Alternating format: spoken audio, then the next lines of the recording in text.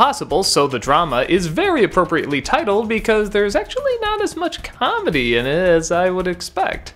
The focus this time around is still a lot of action, but this time more about changing relationships.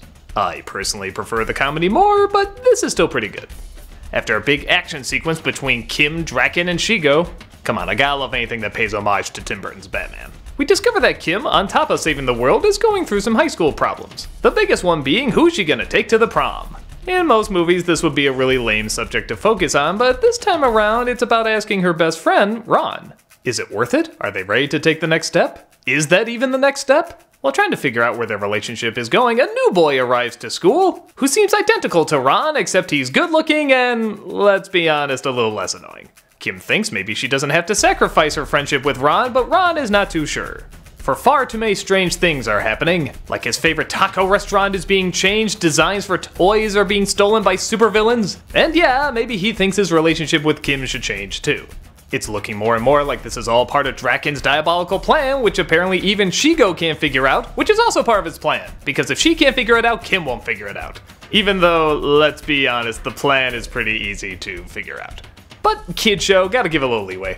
And speaking of leeway, you have to give quite a bit to this movie when you find out there's not as much comedy as there usually is with Kim Possible. But to be fair, what they sacrifice it for kinda makes sense. The first film really was not story-driven, it was just an excuse to have a bunch of jokes based on characters.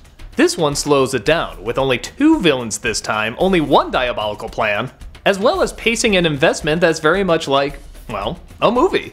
This time it feels like there's a little bit more weight to what's going on, it's kind of a bigger story, it takes its time, it lets the characters breathe. Some might find that as a turnoff as they just want to see more jokes, but seeing how they thought this was going to be the last thing Kim Possible related, it actually was until they got renewed for another season, this somewhat serious tone is not a bad one to go out on. I give them credit that they actually want to make a movie this time, unlike the last one which, while I enjoy it immensely, even I kind of acknowledge it was just kind of a long episode. I'm glad that this story, while predictable, is done in a way where I actually enjoy seeing these characters go through these dilemmas. Both Kim and Ron at times act a little selfish, but it's never to a point where we dislike them. It's understandable, that age is understandable, but it's never to a point where it feels cliched or forced. It's not the thing where one person is obviously in love with the other and one just doesn't see it and they go over the top and all that stupid stuff. They both kind of don't know whether or not they want to move forward, if this is a relationship that they should be lovey-dovey about or should just stay friends. You legitimately feel the relationship they've had for years and years. But heck with all that, how's the stuff you usually expect from Kim Possible? The gadgets, the action, the one-liners? For the most part they step it up, but again in a kind of different way, a way that feels more like a movie. This opening action sequence, for example, is done much slower than most of the other action sequences, but that's done so that it feels larger. These backgrounds are about as simple as they can be, but when you notice how they're positioned and how they shoot them and how every action that they have feels like they're actually going through it, it's very impressively done.